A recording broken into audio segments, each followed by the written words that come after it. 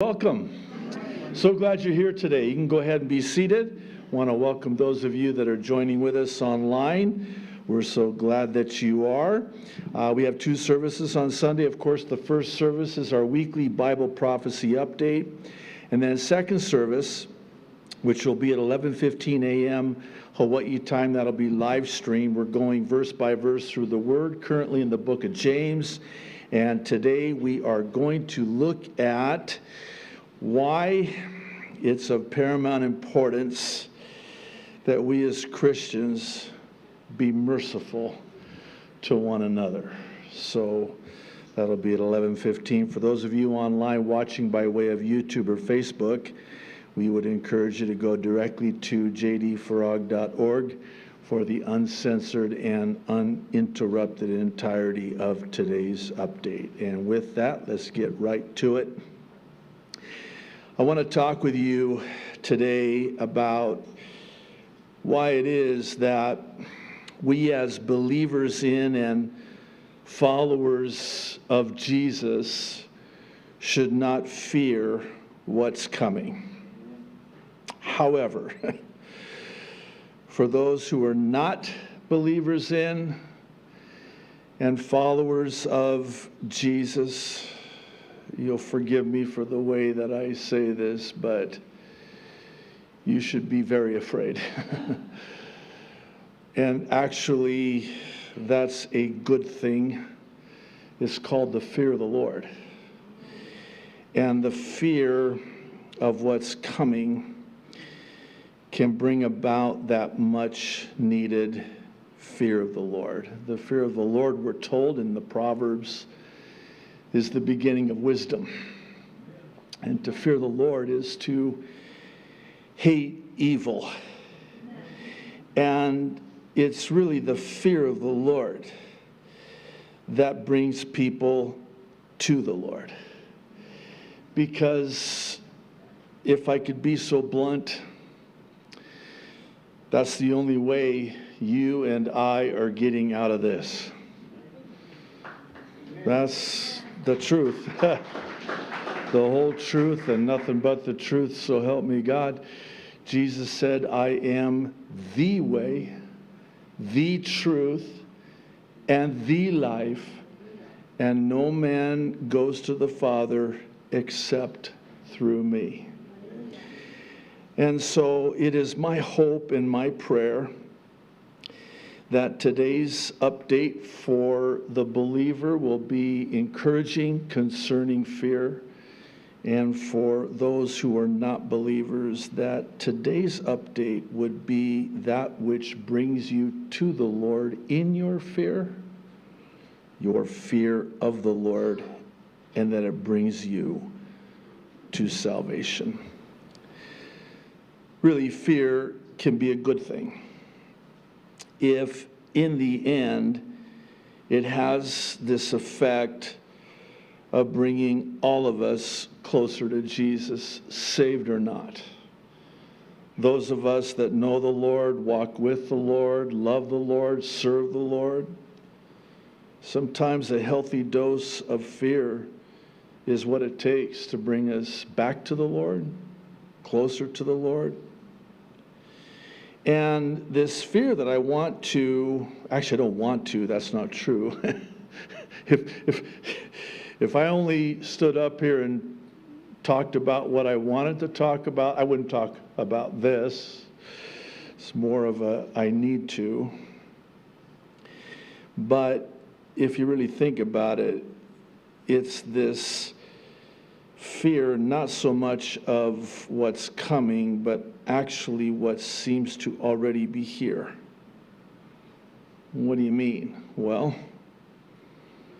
the shelves at the stores are emptier. The prices of goods and services are higher. And the panic setting in is greater.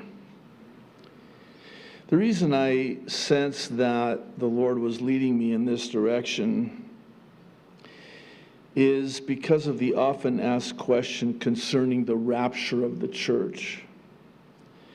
Namely, that of how much we as Christians will have to endure of what we're told begins to happen prior to the rapture, which has to happen prior to the 7-year tribulation. And thankfully, according to God's word, really on the authority of God's word, I can, without any hesitation, say that God will never forsake us and will always provide for us, no matter what. Now, here's what's sad, though.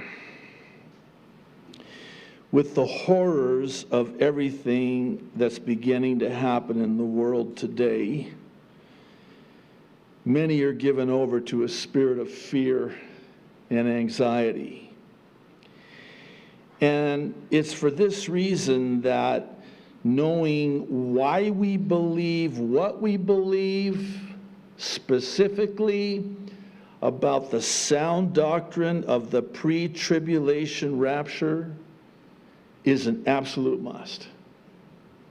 In this day, in this world, you cannot be wishy-washy when it comes to the sound doctrine of the pre-tribulation rapture of the church. Please hear my heart on this. If one is doubtful, or worse yet, has been swayed by those who attack the sound doctrine of the pre-tribulation rapture, then what will always ensue is fear and panic, and that's not of the Lord. This is 2 Timothy chapter 1, verse 7. I'm sure a verse familiar to most, if not all. For God has not given us a spirit of fear, but of power and of love and of a sound mind, better translated and understood as a disciplined mind. Just as we discipline our children, we discipline our mind because that's where the battleground is. And see, Satan has access to our minds. He can't read our minds, thank God for that. The Lord can, so think about that. But he can put thoughts in our mind.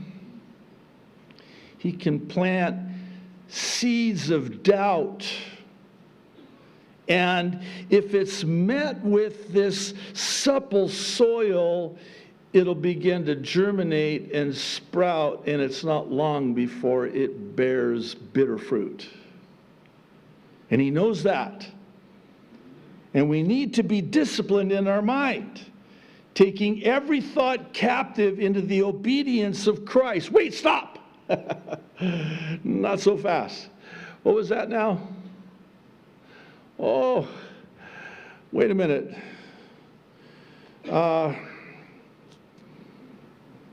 Nope, can't take that one. No go. So sorry. It's incompatible with the Word of God, the love of God, the character of God. So, no can, as we say here. That's a disciplined mind. We have to have disciplined minds and not allow the enemy to start planting seeds of doubt, because it is just a matter of time before the doubt will turn into fear. Here's how I see and say 2 Timothy 1:7. The Holy Spirit will never give me fear. The Holy Spirit will never produce in my heart and mind fear, because he's not given me a spirit of fear. The Holy Spirit will always give me that power. It's the power of the Holy Spirit. And what's the fruit of the Holy Spirit? Love. Love. That's the fruit that comes from the Holy Spirit. Why do I go into this? Well, this is, I don't know how else to say it. It is so important because there are so many out there now saying we're already in the tribulation. How's that one? Or no, the rapture is not before the 7-year tribulation, so you better start prepping. I actually am a prepper. I'm prepping for the pre-tribulation rapture. Back on August 9th of 2020, we devoted the entirety of the prophecy update to the biblical proof of the sound doctrine of the pre-tribulation rapture. And we provided a link to this update. There's also a downloadable 21-page PDF file of the notes, the typology, and the transcript of that update. I want to ask you a question. This is a question that needs to be asked and answered, and the question is, why would Jesus tell us he was going to take us out of this world if it were not so? What do you mean? Are you suggesting that Jesus talked about the pre-tribulation rapture? I absolutely am. John's Gospel, chapter 14. May I begin reading in verse 1? Jesus speaking.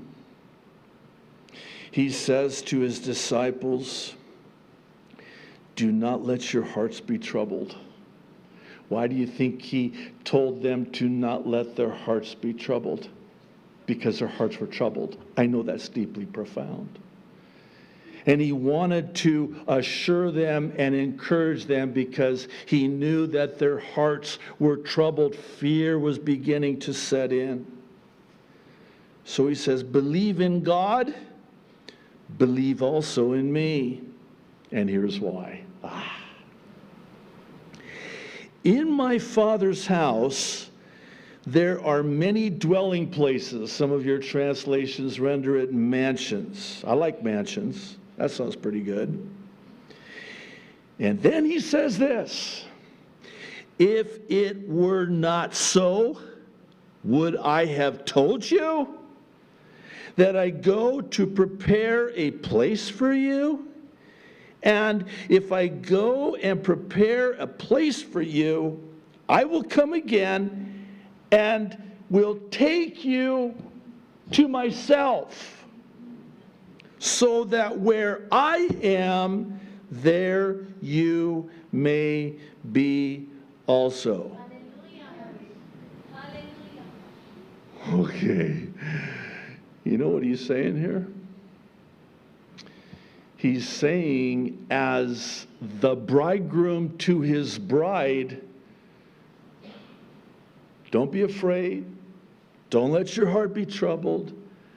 I'm going to prepare a bridal chamber, a place for you, as was the custom in these ancient Jewish wedding traditions, where after the betrothal, the bridegroom would go to the father's house and build a room addition, a bridal chamber. And then when it was finished, and by the way, I just want to say parenthetically, so he's been preparing this place for well nigh 2,000 years. Wow. Okay, I'll just leave that with you. So the bridegroom goes, builds this room addition, this bridal chamber on his father's house in preparation and anticipation of that day and that hour of which no man knows, when he comes as a thief in the night and snatches away, catches away his bride, who is always watching and ready, and takes her to that place that he prepared for her, and they consummate and celebrate their marriage together for a period of 7, the number of completion days. That's what Jesus is saying here. Now here's another question. Wouldn't it stand to reason that Jesus, who is our bridegroom, would take his bride out prior to the 7-year tribulation? Why would he not? I would not have told you if this were not so. I'm going to take you out of this world to that place that I prepared for you. Stay with me on this, because I want to take it a bit further, and I want you to think this through with me. If God promises to shorten the days for the sake of his elect, Israel, in the tribulation, why wouldn't he do that for us, his bride, prior to the tribulation? This is Matthew 24, beginning in verse 21. For then there will be great tribulation, such as has not been since the beginning of the world until this time, no, nor ever shall be. And, verse 22, unless those days were shortened. Interesting. No flesh would be saved, but for the elect's sake, Israel, those days will be shortened. As for the aforementioned question of how much will endure prior to the pre-tribulation rapture, Scripture is replete with promise after promise in this regard, specifically as it relates to our not being afraid despite how bad it gets, because it cannot and will not change how good God is. What, you don't think God's going to take care of you up until that time that he takes us out of this world? One of the go-to places in God's Word in this respect is Psalm 91. Psalm 91 has brought many a Christian through many painful trials and difficult hardships. I'd like to begin reading in verse 5 of Psalm 91, and I would really encourage you in your own time in God's Word to spend time in this psalm. Verse 5, you shall not be afraid of the terror by night, nor of the arrow that flies by day, nor of the, interesting, pestilence that walks in darkness, nor of the destruction that lays waste at noonday. 1,000 may fall at your side, and 10,000 at your right hand, but it shall not come near you. Only with your eyes you shall look and see the reward of the wicked. Can't wait. Oh, don't look at me like that. It says it right here. You shall look with your eyes and see. Because God's going to have the final word, by the way. Because, verse 9, you have made the Lord, who is my refuge, even the Most High, your dwelling place. No evil shall befall you, nor shall any plague come near your dwelling. For he shall give his angels charge over you to keep you in all your ways. In their hands they shall bear you up, lest you dash your foot against a stone.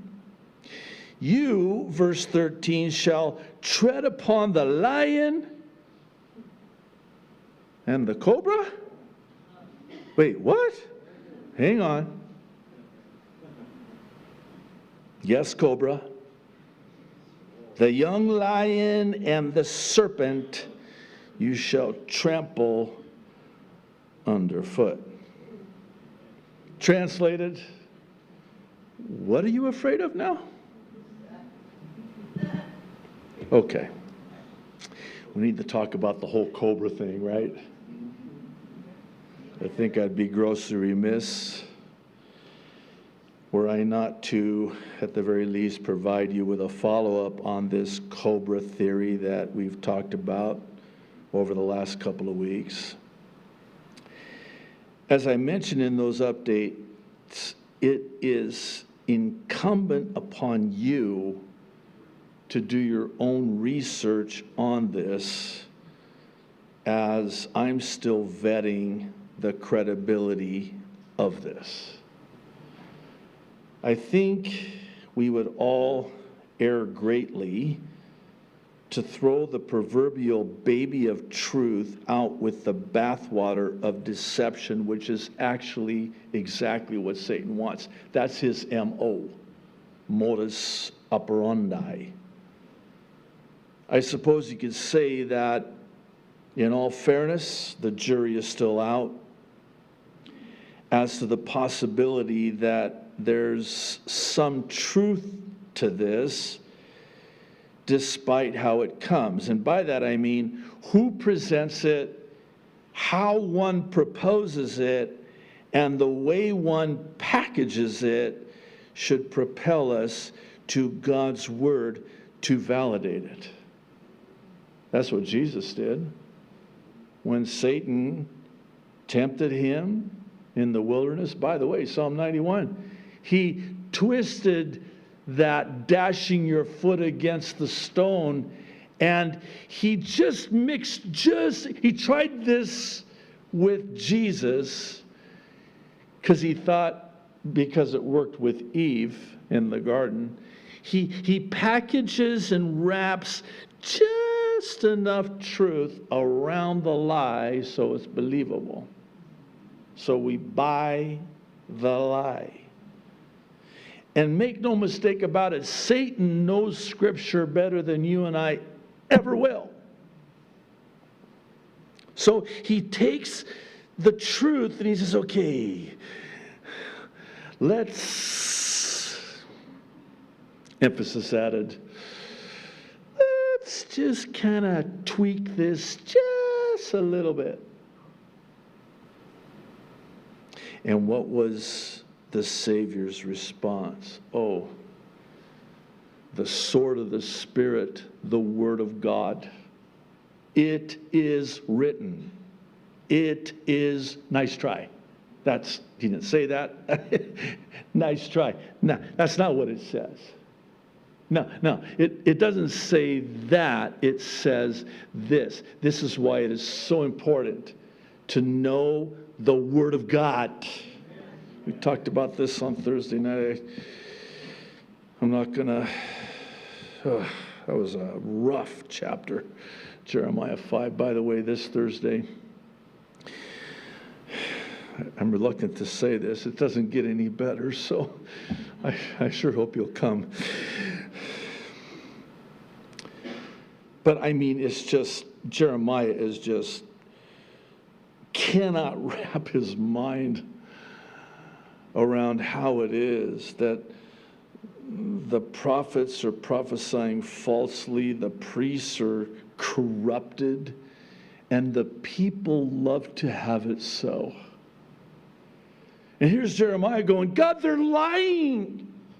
They're lying and the people are believing the lie. It's almost like they want them to be lied to. And Jeremiah is just, they're lying. This week, by the way, this is what I mean by it's not going to get any better. I had no intention of going here, but maybe this is for someone here. In Jeremiah chapter 6, he says, here's the problem, Jeremiah. Everyone is dealing falsely with each other, saying to each other, peace, peace, when there's no peace.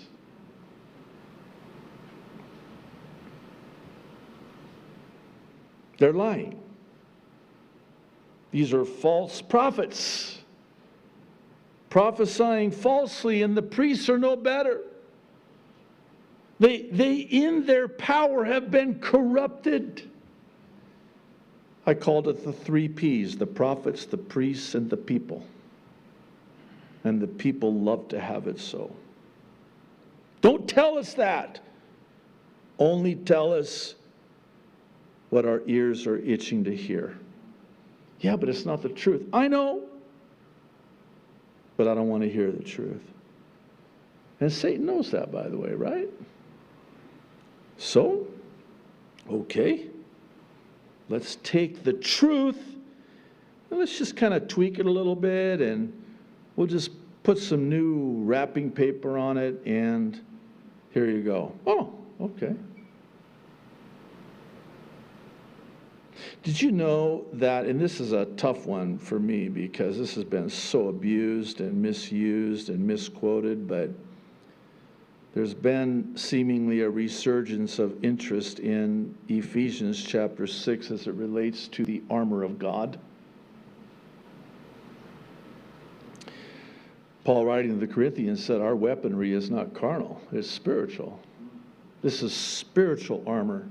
So what, we're going to use spiritual armor to fight a worldly battle? How's that work? No, it doesn't. But did you know that in that armor there is only one offensive piece of armor, and it's the sword of the Spirit? Everything else is defensive, but it's the sword of the Spirit, which is the Word of God. And if we're to have any hope of defeating the enemy in this spiritual battle, it has to be with the Word of God, the sword of the Spirit. It's that decisive blow. And this is why Psalm 91 is so apropos. It speaks to our propensity to be given over to fear, especially with everything that is happening in the world today. And one of the main reasons that Psalm 91 in particular is so powerful is because of the promise of protection woven into its fabric. Volumes have been written about this one psalm, some of which include numerous and miraculous testimonies. One such writing comes from Peggy Joyce Ruth in the military edition of her book, Psalm 91, God's Shield of Protection. In it, she writes about a story that's told from Corrie ten Boom's clippings from my notebook. She writes, quote, "Many people came to know and trust the Lord during World War II. One was an Englishman who was held in a German prison camp for a long period of time. One day he read Psalm 91. Father in heaven, he prayed, I see all these men dying around me, one after the other. Will I also have to die here? I am still young and I very much want to work in your kingdom here on earth." He received this answer: rely on what you have just read and go home. Trusting in the Lord, he got up and walked into the corridor toward the gate. A guard called out, "Prisoner, where are you going?" "I am under the protection of the Most High," he replied. The guard came to attention and let him pass, for Adolf Hitler was known as the Most High. He came to the gate where a group of guards stood. They commanded him to stop and asked where he was going. "I am under the protection of the Most High." All the guards stood at attention as he walked out the gate. The English officer made his way through the German countryside and eventually reached England, where he told how he had made his escape. He was the only one to come out of that prison alive. That's one of countless testimonies. Do not be afraid. Do not be given over to fear. Now, just because we're not to fear that which is coming doesn't mean that we're not prudent in preparing for that which is coming. This is Proverbs 22:3. It's also 27:12. The prudent see danger and take refuge. Oh, where am I taking refuge? Oh, in the shadow of his wings, the Most High. So I see danger coming. Things are happening. I'm not going to be afraid. I'm going to take refuge in the Lord. But the Proverbs continues, the simple keep going and pay the penalty. Now, let me hasten to say that any preparations we make as the Lord leads each individual should always be by faith and not in fear.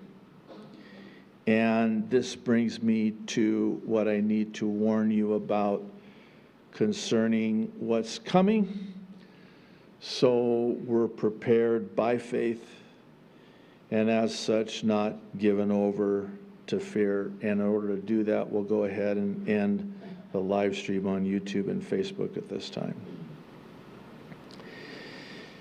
I'm going to start with a prophecy that, just one prophecy, specific to the controlled demolition, because that's what it is, of the global financial system vis-a-vis hyperinflation that will ultimately find its fulfillment in the 7-year tribulation. And this prophecy is found in Revelation chapter 6.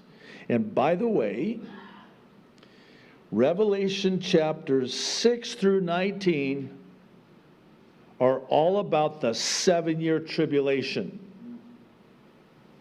Now, why do I say that? Because the word church, not saints, church, is not found one time in Revelation chapters 6 through 19 dealing with the 7-year tribulation. Why is the word church not found in Revelation chapter 6 through 19? Because the church is not in the tribulation. Okay, I'm going to calm down because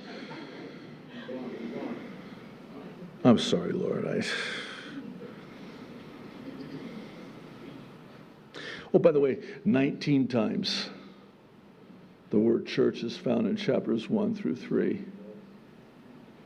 But when you get to the prophecies that will be fulfilled in the 7-year tribulation, chapter 6 through 19, not one time. Let me go backward just a little bit, real quick. The purpose of the tribulation is for the salvation of the Jewish nation. Whenever I get into a discussion, which, by the way, I haven't been in one for a while, and maybe that's a good thing and a God thing, but whenever I get into a conversation with somebody that takes me to task on the pre-tribulation rapture doctrine, I always like to ask them how it is and why it is that they would ever imagine that the Lord would allow his bride to go through the 7-year tribulation. What would be the purpose? That's the question I always ask. Nobody's able to answer it. Well, I did get one answer one time. Very interesting, by the way. Well, the bride has to be purified. Oh, that sounds like works to me. We got to prove ourselves. Oh, really? Why would God allow his bride to get all bus up before the wedding? Okay, is that too much? I mean, it's true, though, isn't it? My wife and I have been married for 33 years this year. We courted for 2 years. I know that's a foreign word to young people. Courting, we courted for 2 years before we got married. And I couldn't wait. I literally had, this is back in the day, it was an actual calendar that was on the wall, and I would mark the days until our wedding day. I couldn't wait. We're the bride. What purpose does having us go into and through in any part the 7-year tribulation? We're already saved. What's the point? And you cannot say, oh, we've got to hunker down and buckle up. What? Where's that in here? I don't see hunker down. I see look up. Okay. So this prophecy, all that to say this. This is Revelation chapter 6. This is in the tribulation.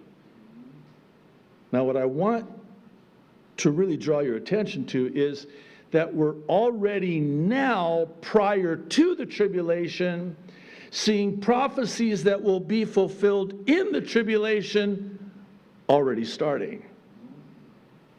And such is the case here. Verse 5, Revelation 6. When the Lamb opened the third seal, I heard the third living creature say, "Come." I looked, and there before me was a black horse. Its rider was holding a pair of scales in his hand. This is commerce, trade, buying and selling. Then I heard, verse 6, what sounded like a voice among the 4 living creatures saying, 2 pounds of wheat for a day's wages, and 6 pounds of barley for a day's wages, and do not damage the oil and the wine.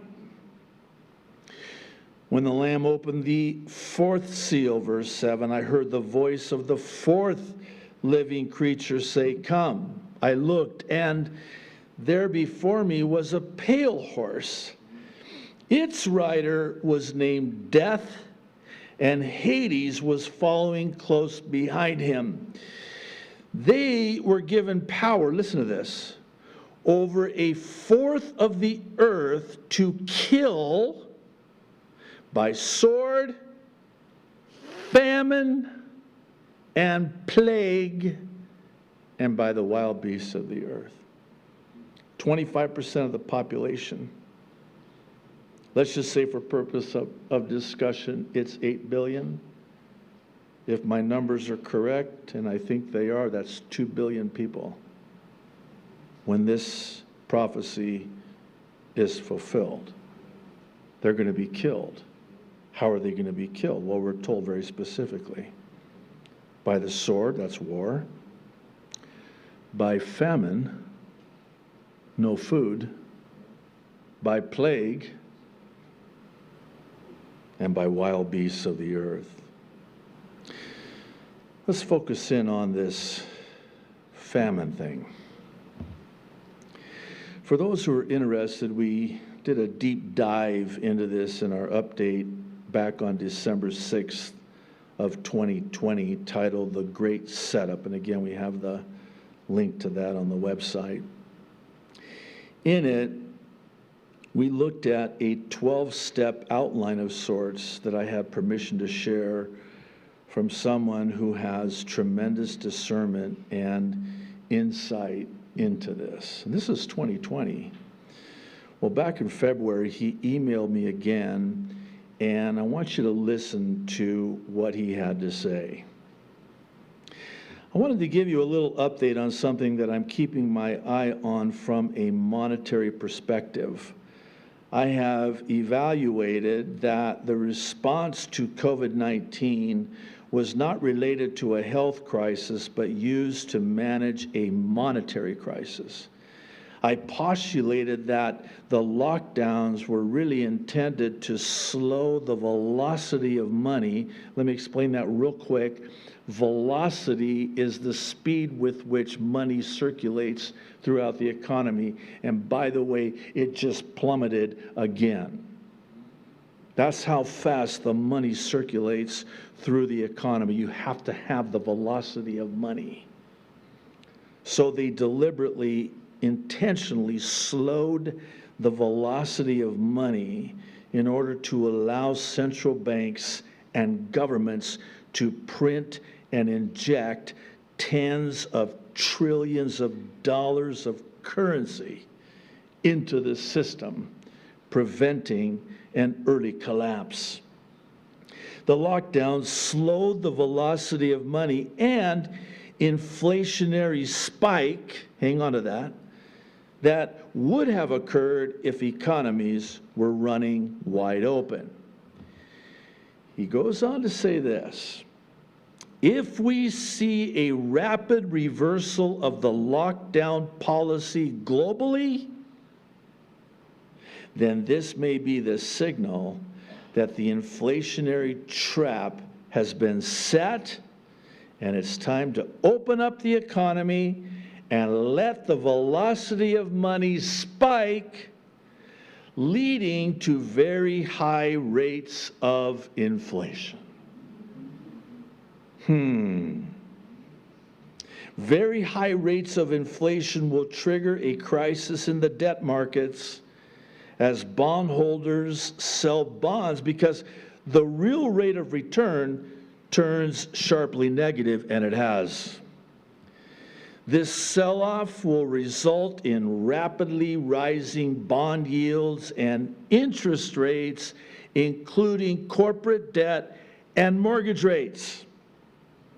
A collapsing debt market will pull down the stock and real estate markets as the cost of debt service cuts into corporate bottom lines, and rising mortgage rates makes housing unaffordable. This is how the everything bubble pops.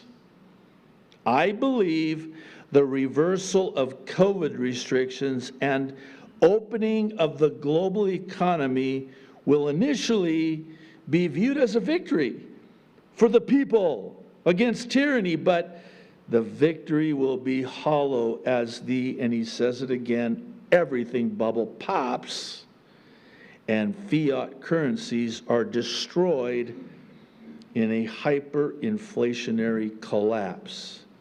In conclusion, I'm watching to see a rapid reversal in global COVID restrictions, which will mean those pulling the strings believe it's time to use inflation to bring down the everything bubble and monetary system. That was back in February.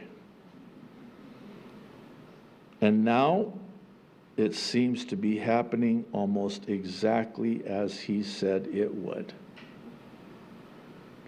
Fast forward to May, and what now seems to be an all-out attack on the world's food supply, with what's happening in, with, and to Ukraine.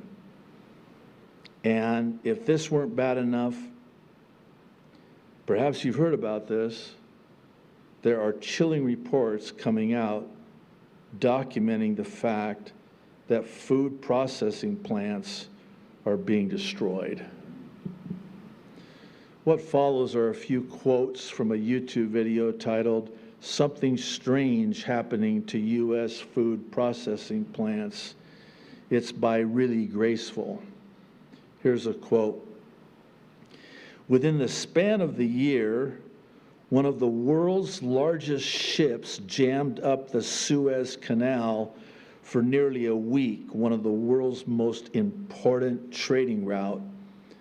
The price of fertilizers for crops have hit an all-time high. Bill Gates became the largest farmland owner in the United States.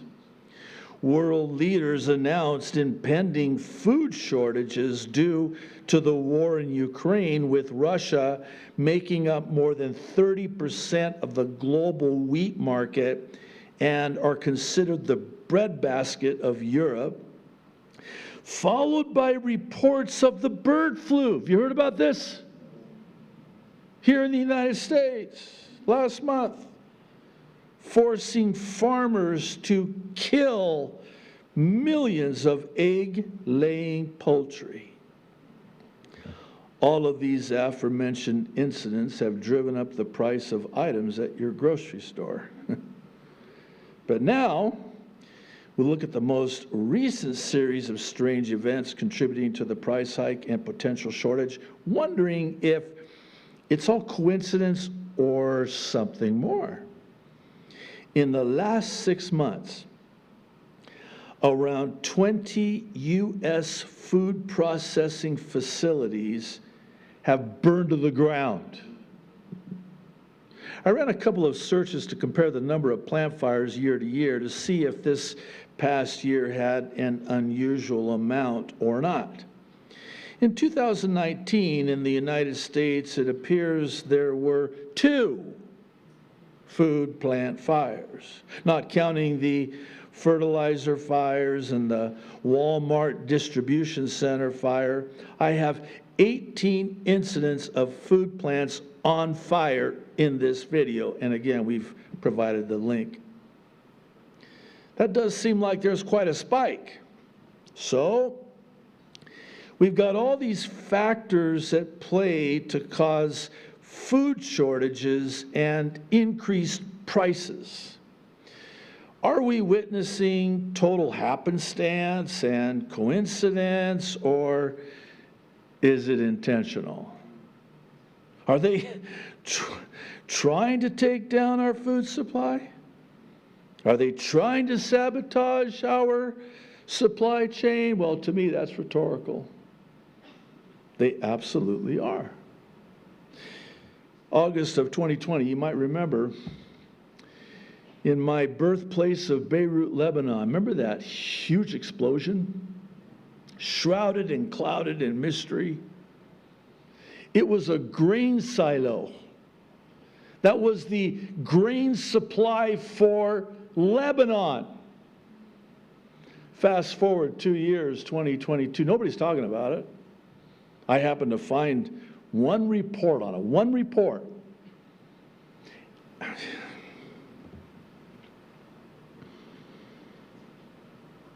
The people in Lebanon are starving to death. They have no food. The food supply has been destroyed. And it's deliberate. And it all has to do with supply demand. You increase the supply, certainly by way of the velocity of money circulating through the economy. See, they want us back out in the stores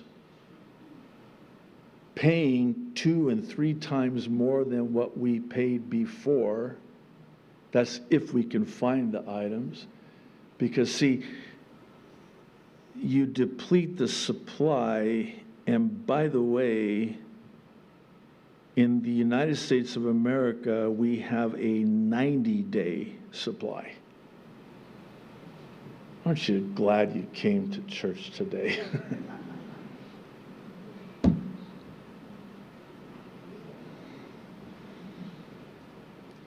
What are you saying, Pastor? I'm saying it's going to get worse. They're destroying the food supply.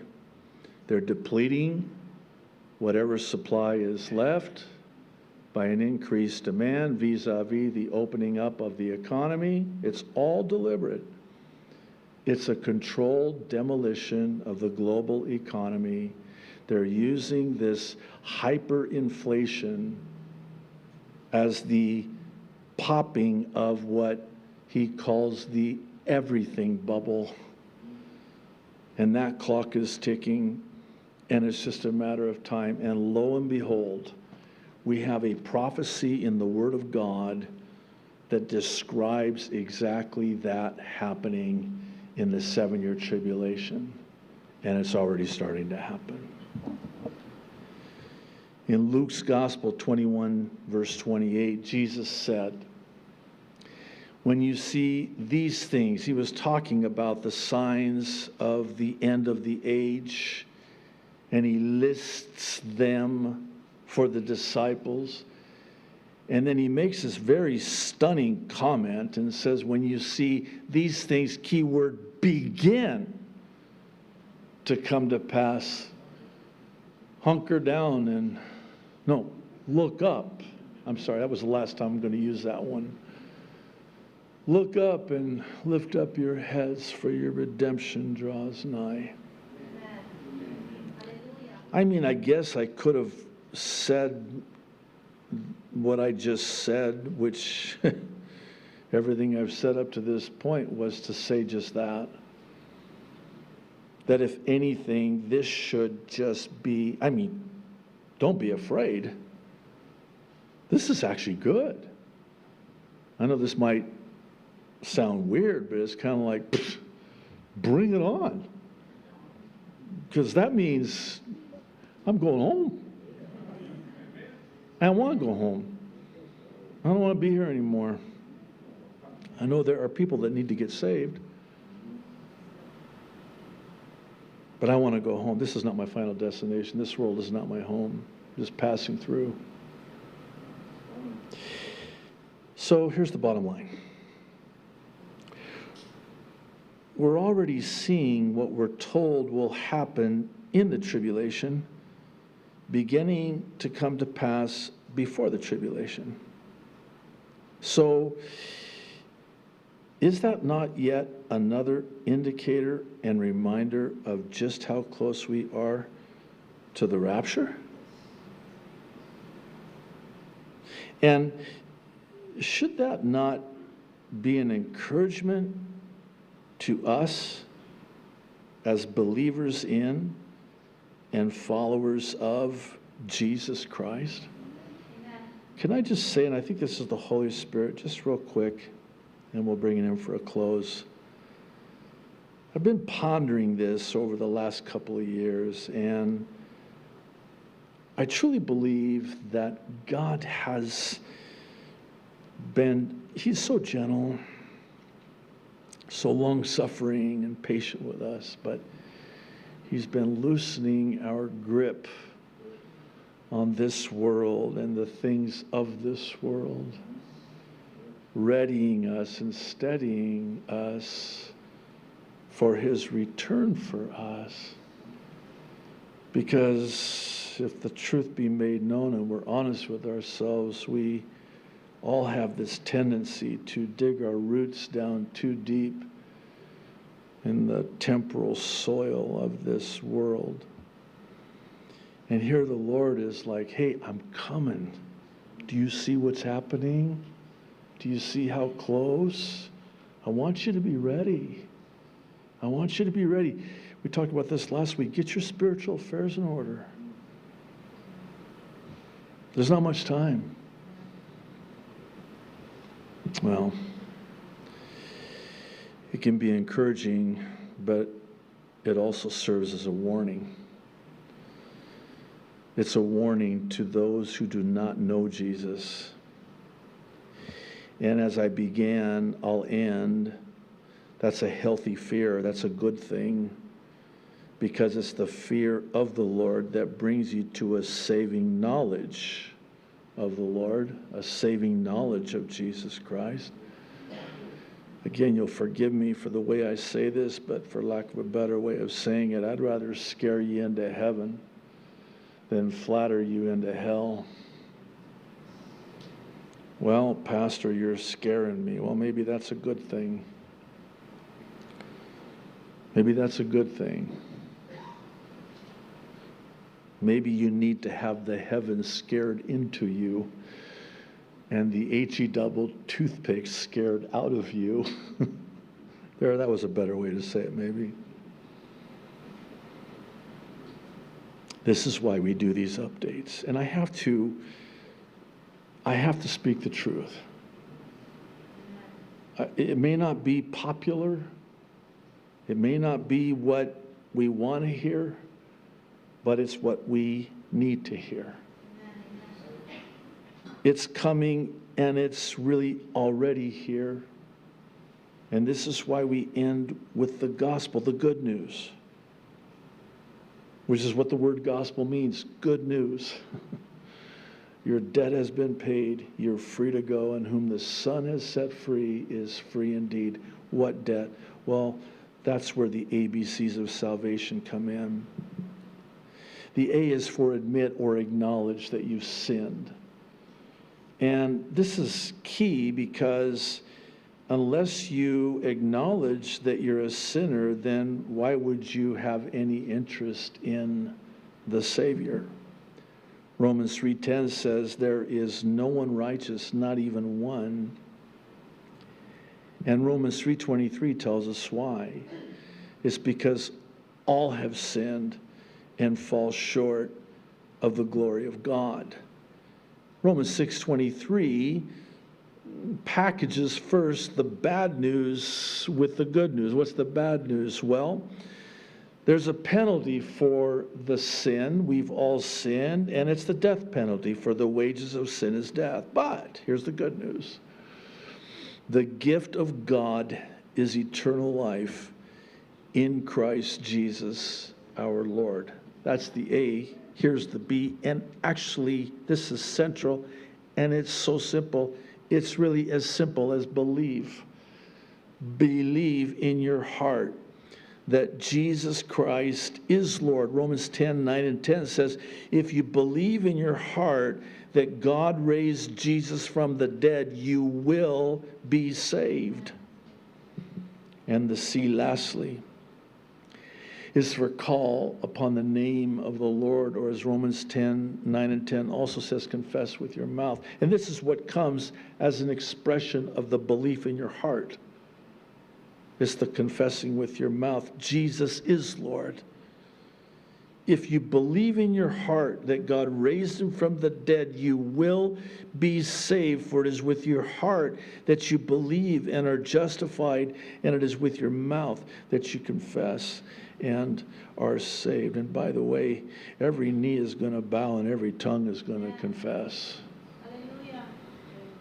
But when that day comes, when every knee bows and every tongue confesses that Jesus Christ is Lord, it won't be for salvation, it'll be for eternal damnation.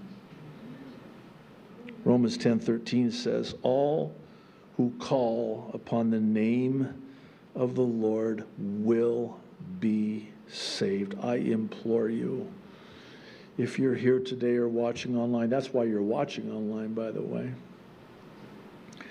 The Lord has led you to this video for such a time as this, because today is the day of salvation. Today is the day that you make the most important decision of your life for eternal life. And I make no assumptions for anyone that's here in this church service today. If you've never called upon the name of the Lord, I implore you now. There's no time left. There's no time left. The rapture can happen at any time. I want to share a but God testimony in closing. It comes from Bert and Amela Chamberlain, who I was actually privileged to talk with when they were here visiting again last week. He writes, "Hi, JD and your beautiful family. I write this email to first say we love all of you there at Calvary Chapel, Kaneohe, and enjoyed meeting you the first time in April of 2021. My wife, Amela, daughter, Sarah, and I are the family from Sacramento.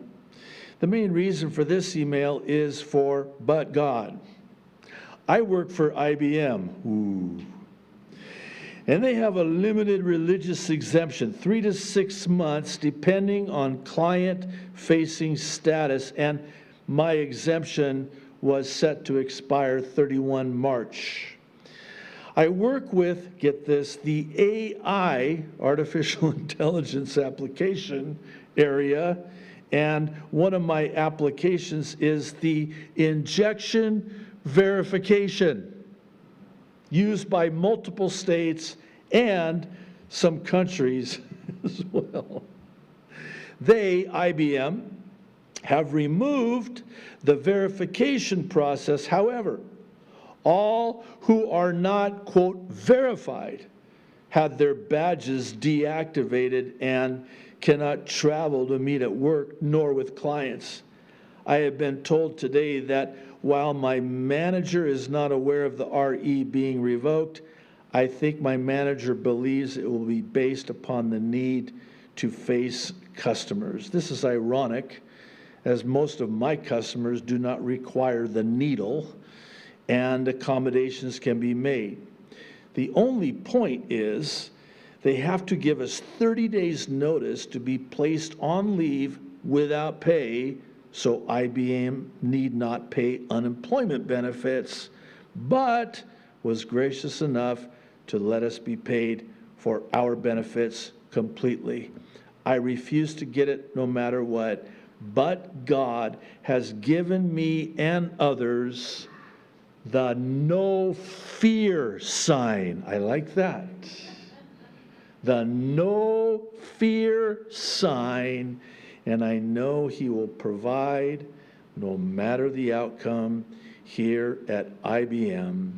We have been blessed as a family to know Him, and I personally only a few years ago came to Him.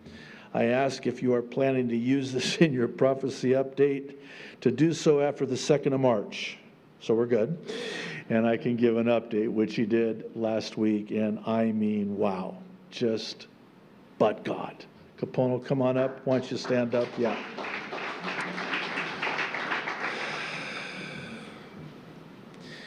God continues to restrain the evil and sustain the righteous. And He will continue to do so until that trumpet sounds. If you're here today and you're really struggling and hurting, and yes, fear has set in, and you're discouraged, I want to encourage you. God will provide your every need. It may not be the way you think. He may choose to use an unseen treasury from which to provide your needs in ways that you could have never imagined. But God will always provide exceedingly abundantly above and beyond anything you could have ever thought or imagined. He's going to take care of you. You have nothing to be afraid of. You just trust the Lord, and in Him is your refuge. Don't let the enemy start making you afraid. Don't let him get away with that. With gritted teeth. Let's pray. Father in heaven, thank you so much. Lord, it is scary. It is scary, and it's getting worse. But you, O Lord, you are always faithful. We belong to you, and you will take care of us. Lord, for anyone who does not know you, has never called upon you, put their trust in you, believed in you, Lord, I pray, that today is the day of their salvation. Lord, thank you. And Lord, please, lastly, Maranatha, come quickly, Lord Jesus. In Jesus' name, amen.